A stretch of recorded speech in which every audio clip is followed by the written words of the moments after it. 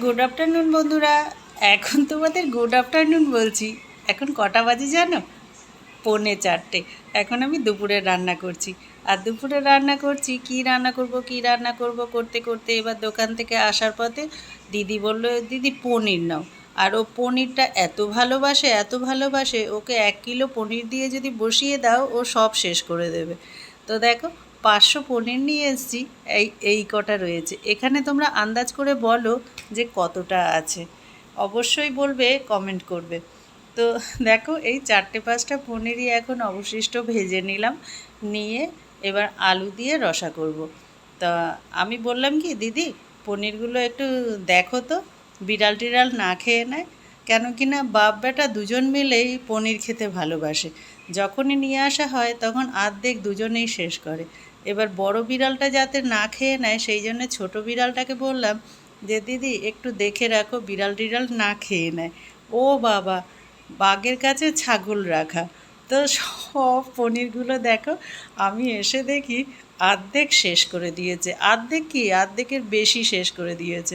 তো কী আর করা যাবে, চলো, দুপুরে তো এটাই খেতে হবে। আমাদের দুপুরের খাওয়া আর বিকালের টিফিন একসাথেই হয়ে যায়। তো এখন দেখো, এই যে রান্না হচ্ছে, এবার এই খেতে খেতে 4-5টা বেজে যাবে। তারপরে এবার দিদি পড়তে যাবে যখন, তখন একটু ওকে দুধ বা হরলিক্স কিছু খাইয়ে দিই। ও 5:30টার সময় পড়তে যায়। দোকান থেকে এসে একবারে রান্না করে খেয়ে তারপরে ওকে টিউশনিতে দিয়ে আমি আবার পার্লারে যাই। 5:30-6টা বেজে যায় আমার যেতে যেতে। আবার কোনো কোনো দিন তার আগেও হয়ে যায়।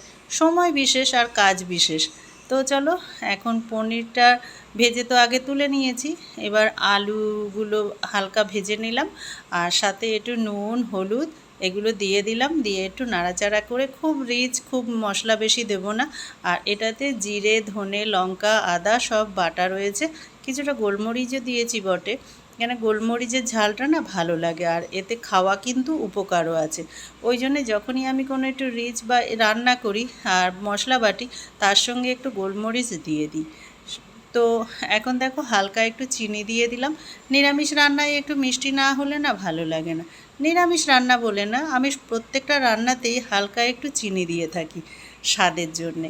চিনিটা না দিলে না স্বাদের ব্যালেন্সটা ভালো হয় না। তো দেখো, এবার পনিরগুলোও দিয়ে দিয়ে তারপরে মনে পড়লো, ও ক্যামেরাটা তো অন করা হবে। তো তারপরে দেখো, পনিরগুলো দিয়ে এবার একটু ভালো করে ফুটতে থাকলো। তারপরে দিদিকে এবার খাওয়াতে হবে, রেডি করতে হবে। ততক্ষণে ভাত টাতগুলো বেড়ে নিলাম।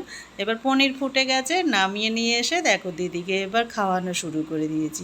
আর বাড়িতে ঢোকা মাত্রই দেখো ফোন নিয়ে ব্যস্ত। যতক্ষণ বাড়িতে থাকবে ততক্ষণ ফোন নিয়ে ব্যস্ত থাকবে। কেন, এখন তো ওয়াইফাইয়ের জন্য নেটের মায়া নেই, যত খুশি দেখতে পারে। সেই জন্যে বললো যে আমি একা খাবো না, তোমাকে খাইয়ে দিতে হবে। তার মানে যদি একা খায় তবে তো ফোন দেখতে অসুবিধা হবে, সেই জন্যে। তো চলো, এখন এবার জল খাবে, গেলাসে ঢেলে দেবো সেটা হবে না, কেন দেরি হয়ে যাবে তো, ততক্ষণ ফোন দেখতে পারবে না। তো ওই জন্যে হাঁ করেই ঢেলে দিতে হলো। আর যখন জল খাবে ঠান্ডা জলই খাবে, কোনো সময় সে সবাই আমাদের ঘরে ফ্রিজ খুলে জল খাবে, তারপরে ঢাকনা আটকিয়ে ফ্রিজে বোতলটা রাখবে, তারপরে ফ্রিজটা বন্ধ হবে। প্রত্যেকেই এই রকমই করে, ওটা কোনো ব্যাপার না।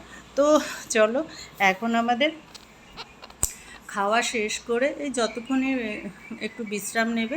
তারপর বিশ্রাম তো না, দিদিকে যদি বলি একটু ঘুমিয়ে নাও, শুয়ে নাও, তা তো হবে না। কন্টিনিউ ফোন নিয়ে ব্যস্ত থাকবে। ওই যে বললাম না, ওয়াইফাই নেওয়ার পর থেকে নেটের প্রতি মায়া নেই, যত খুশি দেখতে পারে। সেই জন্যে লাগাম ছাড়া হয়ে গেছে। আর ভয় তো একটা, যে চোখটা নষ্ট হয়ে যাবে। তবুও রেস্ট্রিকশানে রাখার চেষ্টা করি।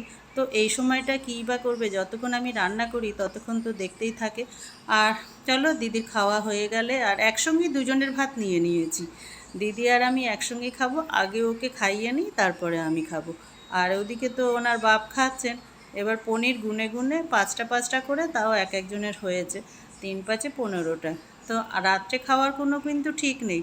কেউ বাপ যদি ছাতু খাবে তো মেয়েও ছাতু খাবে, বাপ যদি চিড়ে খাবে মেয়েও চিড়ে খাবে।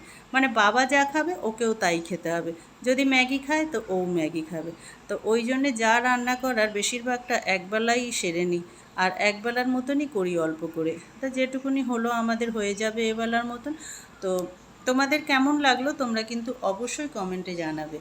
আর আমার দিদির জন্য তোমরা লাইক শেয়ার সাবস্ক্রাইব অবশ্যই করে দেবে। সবাই সুস্থ থাকো, ভালো থাকো।